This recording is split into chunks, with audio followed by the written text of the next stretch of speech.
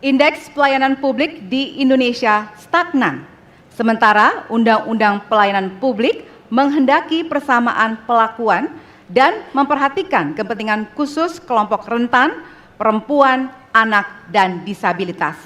Pertanyaannya, apa program strategis Anda untuk meningkatkan kualitas pelayanan publik yang berkeadilan? Waktu 2 menit dimulai dari sekarang. Kebetulan saya punya pengalaman 10 tahun menangani soal ini.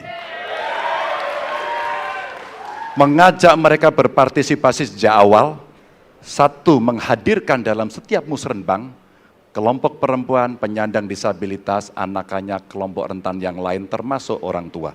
Kenapa? Agar pengambil keputusan mereka aware, mereka peduli apa yang mereka rasakan.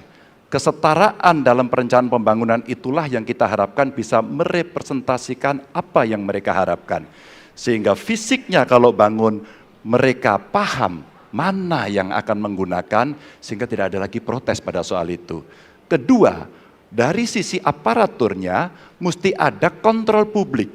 Maka kalau saya membuat pengalaman kami membuat lapor GUP sebagai satu ruang komplain publik yang pemerintah nggak boleh baperan, pemerintah harus menerima seluruh masukan dan kritikan, inilah yang akan kita angkat menjadi government super apps. Sehingga ketika itu tidak berjalan, pemerintah tertinggilah yang harus kemudian mengambil alih itu, sehingga pelayanan akan bisa jauh lebih baik, sehingga kelompok-kelompok ini harus mendapatkan afirmasi. Pak Ganjar, masih ada waktu? Cukup. Baik. Cukup, baik, terima kasih. Ya, dan kami persilakan kepada calon presiden nomor urut 1 untuk menanggapi jawaban dari calon presiden nomor urut 3. Waktu Anda 1 menit dimulai dari sekarang, Pak. Prioritaskan pada pelayanan mereka yang rentan. 1, penyandang disabilitas. 2, perempuan, terutama ibu hamil. 3, anak-anak dan lansia. Itu prioritas. Kemudian pelayanannya. Buatkan pelayanan yang transparan dan terukur. Pelayanan pemerintah itu tidak ada yang baru. Semua yang dilayani pemerintah itu hal yang berulang. Jadi kalau disebut masalah itu pasti pernah terjadi sebelumnya, pasti berulang. Lalu apa yang dikerjakan? Kami buat ketika dulu di Jakarta namanya Jaki. Jaki adalah sebuah super apps yang membuat setiap pelayanan ada ukurannya. Contoh, bila lapor pohon tumbang, maka kami memberikan arahan kepada jajaran berapa jam harus beres. Ketika dikatakan ada laporan tentang peristiwa X, maka berapa waktunya harus beres. Semua ukuran pelayanan dibuat transparan. Lalu publik yang melapor tahu persis, saya lapor kapan, harus selesai kapan. Dengan begitu standarisasi akan bisa terjadi. Terima kasih. Baik. Terima kasih atas tanggapannya. Silahkan kepada calon presiden nomor urut 2 untuk menanggapi jawaban calon presiden nomor urut 3. Waktunya 1 menit dari sekarang. Menurut pandangan saya, kelompok rentan itu juga termasuk para petani dan nelayan. Dan yang saya dapat setelah saya keliling, khususnya di Jawa Tengah, Pak Ganjar, petani-petani di situ sangat sulit dapat pupuk.